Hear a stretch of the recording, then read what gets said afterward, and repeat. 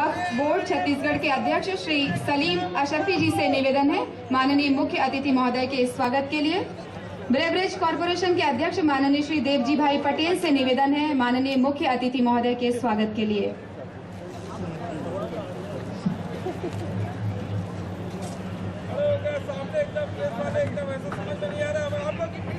और अब अध्यक्षीय उद्बोधन के लिए हम आमंत्रित करने जा रहे हैं पूरे सम्मान के साथ और जोरदार तालियों की आवाज के साथ मुख्यमंत्री माननीय डॉक्टर रमन सिंह जी को। माननीय डॉक्टर रमन सिंह जी। इतनी बड़ी संख्या में यहाँ आज मौजूद छत्तीसगढ़ के कोने कोने से आए हुए सभी भाइयों बहनों और छत्तीसगढ़ के इस गौरव को देश और दुनिया तक पहुंचाने के लिए और आज हमारे बीच इस हिंदुस्तान में विकास की एक नई दिशा तय करने वाले, गुजरात को हिंदुस्तान और दुनिया में एक मॉडल की तरफ प्रस्तुत करने वाले, जीडीपी की ग्रोथ और एग्रीकल्चर और दूसरे क्षेत्रों में एक ऐसी तेजी के साथ बढ़ता हुआ उस गुजरात, जिस गुजरात को उन्होंने एक अपने नेतृत्व में अपनी कुशल क्षमता की बदौलत हिंदुस्तान नहीं दुनिया में एक ऐसा राज्य के रूप में स्थापित किया है जिसका उदाहरण हम दे सकते हैं।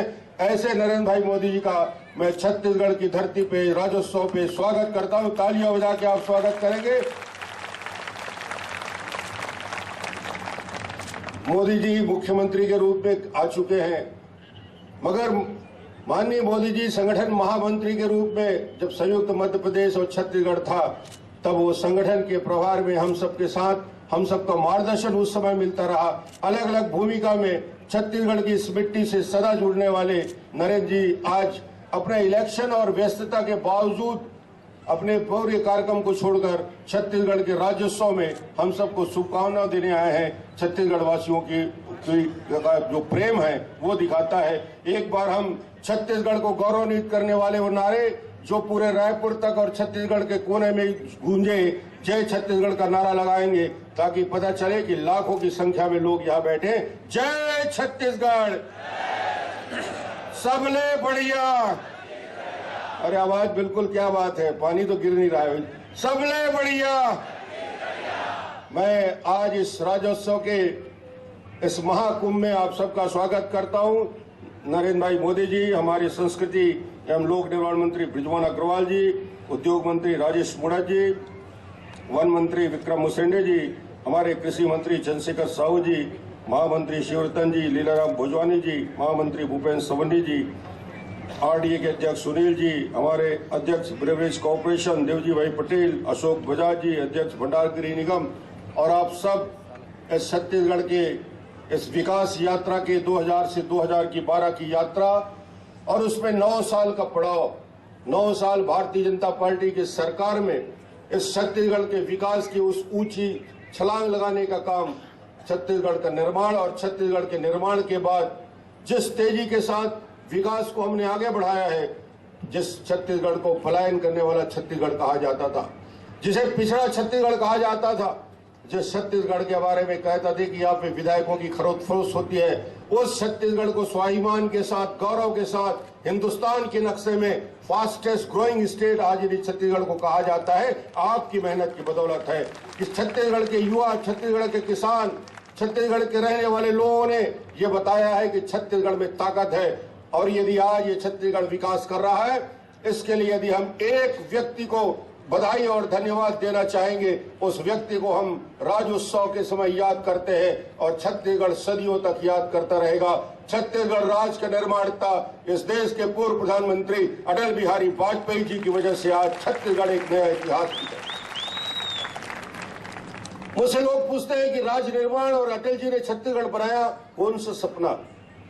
हमने कहा बड़ी बड़ी सपने, 2 करोड़ 50 लाख लोगों का सपना। राज्य के निर्माण के समय 16 जिले थे, 18 जिले और उसके बाद 27 जिलों का निर्माण। जीडीपी की ग्रोथ में डबल डिजिट ग्रोथ छत्तीसगढ़ करता है। कृषि क्षेत्र में 6.4% की ग्रोथ करता है। 50 से ज्यादा इंजीनियरिंग कॉलेज, 37 पॉलिटेक्निक कॉलेज। ये विकास की उस क्रम को बताना चाहते हैं कि जिस छत्तीसगढ़ में निर्माण में किसानों के लिए जो भागीदारी हुई, आज कृषि मंत्री जी ने छत्तीसगढ़ के किसानों को पूरे जिले और पूरे प्रदेश के बुलाया और आज राज्योत्सव का ये दिन गौरवान्वित किया। कृषि दिवस के रूप में दिन भर 4 अलग अलग सत्रों में सेमिनार हुआ। उन किसानों की तरक्की से ही छत्तीसगढ़ की तरक्की है। किसानों की खुशहाली से देश की तरक्की है। वो मेहनत करते हैं, परिश्रम करते हैं, धूप में, गर्मी में, बरसात में। उन किसानों की पहली प्राथमिकता हमने तय की।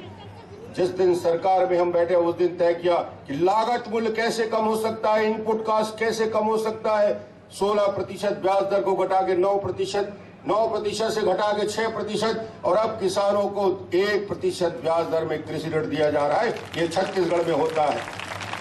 किसानों के एक एक दाना धान 59 लाख मीट्रिक टन। क्या फर्क पड़ा छत्तीसगढ़ के निर्माण से?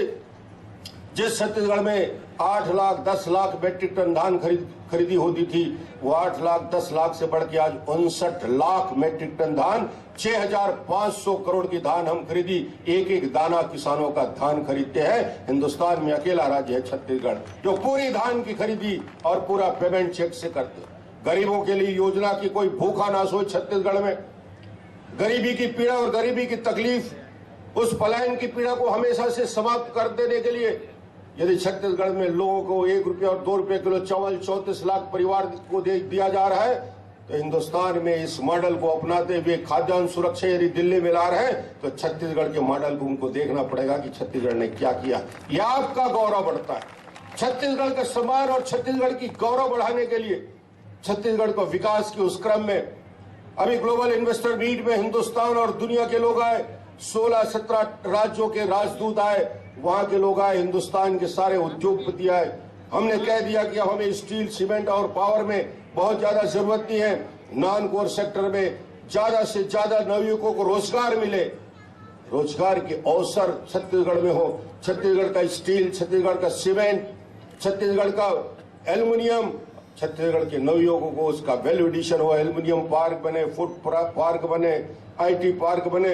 इसके लिए हमने MOU किया है और 1,20,000 करोड़ से ज्यादा के, जिसमें 6 लाख रोजगार अवसर प्रदान होंगे। ऐसा MOU इस दिन में हुआ है। ये युवकों के लिए एक बड़ा काम, आने वाली पीढ़ी के लिए हम काम कर रहे हैं।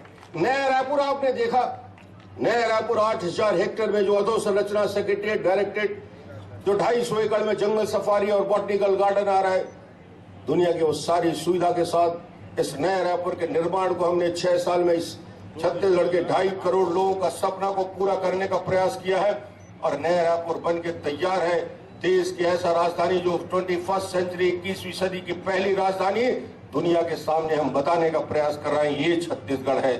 जिनको इन्वेस्ट करना है छत्तीसगढ़ आए, वरना अवसर चूक जाएंगे तो पछताते रह जाएंगे। इस छत्तीसगढ़ के पास लोहा है, इस छत्तीसगढ़ के पास एल्युमिनियम है, इस छत्तीसगढ़ के पास सरप्लस पावर है। हिंदुस्तान में हम ये दावा करते हैं कि आने वाले 25 साल का भी बिजली की कटौती नहीं होगी। 3 शिफ्ट में यहाँ लोग काम कर सकते हैं। किसानों के पंप के लिए बेहतर सुविधा, 60,000 पंप से बढ़ा के 2,70,000 किसानों के पंप। ये सारे विकास की उस दिशा में आगे बढ़ाने का काम है, जिसमें गरीब व्यक्ति और वनवासी क्षेत्र में रहने वाले वनवासी भाइयों के लिए, तेंदुपत्ता तोड़ने वालों के लिए बोनस की व्यवस्था। वन मंत्री बैठे हैं, 180 करोड़ की बोनस की व्यवस्था, उनके लिए चरण पादुका और 13 लाख बहनों के लिए साड़ी देने की व्यवस्था। यदि कोई सरकार उन वन क्षेत्र में रहने वालों के पांव की चिंता और उनके स्वाभिमान की चिंता कोई करता है, तो भारतीय जनता पार्टी की सरकार ने उन काम को आगे बढ़ाया है। हमने जिले के निर्माण किया।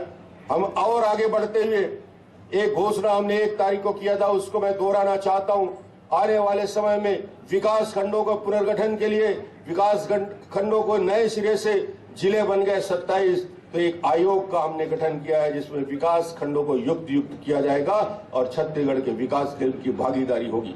हमने वन क्षेत्र में रहने वालों के लिए हम धान की खरीदी करते हैं, लघु वनोपज की खरीदी करते हैं, तेंदुपत्ता की भांति इमली, महुआ बीज और कोसा के इंतजाम भी सरकार अपने हिसाब से करेगा। इसके साथ ही साथ हमने जिन महत्वपूर्ण योजनाओं को इन दिनों पे लागू किया, छत्तीसगढ़ के युवा और छत्तीसगढ़ की तरुणाई के लिए, छत्तीसगढ़ के युवा की प्रतिभा जो देश के अंदर जिनका नाम और बेहतर तरीके से शिक्षित हो सके, हमने अब छत्तीसगढ़ को बेहतर तरीके से आगे बढ़ाने का काम किया। और छत्तीसगढ़ की युवा पीढ़ी और छत्तीसगढ़ तकनीकी दृष्टि से देश के सामने गर्व के साथ अपना काम कर सकता है हिंदुस्तान, और हिंदुस्तान के बाहर जाकर भी काम कर सकता है। और उन्हें अपग्रेड करने के लिए हमने एक घोषणा की है कि BA, BCom, BSc, MA, MSc, स्नातक और स्नातकोत्तर कक्षा के छात्रों को टैबलेट दिया जाएगा। ये अपने आप में छत्तीसगढ़ के युवा पीढ़ी को बेहतर तरीके से आगे बढ़ाने का काम है। मेडिकल और इंजीनियरिंग कॉलेज के छात्रों को लैपटॉप की सुविधा दी जाएगी। ये काम छत्तीसगढ़ के लाखों युवकों को उस तकनीक से जोड़कर बेहतर तरीके से शिक्षा के विस्तार को आगे बढ़ाने का काम हमने किया है। मैं आज इस राज्योत्सव के अवसर पे स्वागत करने आया हूं माननीय नरेंद्र मोदी जी का, जिन्होंने विकास को एक दिशा दी और हिंदुस्तान ही नहीं दुनिया में ब्रिटिश और ब्रिटेन जैसे दूसरे राज्यों में जब इस बात की सहमति बनी कि गुजरात के साथ संबंध बनाए बिना उनको काम नहीं चल सकता, तो उन्होंने कहा कि नहीं, गुजरात का हम स्वागत करते हैं। इन्होंने अंग्रेजों को भी ये दिखा दिया कि हिंदुस्तान की माटी के पुत्र में कितनी ताकत होती है। उन्होंने सारे दरवाजे खोल दिए हैं विकास। ये एक इतिहास लिखा जा रहा है। जिनकी क्षमता है, जिनके पास हिम्मत है, हौसला है, और देश की राजनीति में जिस प्रकार से इस गुजरात को एक मॉडल बना के दिया है, मैं आज छत्तीसगढ़ के 2,50,00,000 जनता की ओर से नरेंद्र भाई मोदी का इस राज्योत्सव के अवसर पे आप सब की ओर से छत्तीसगढ़ वासियों के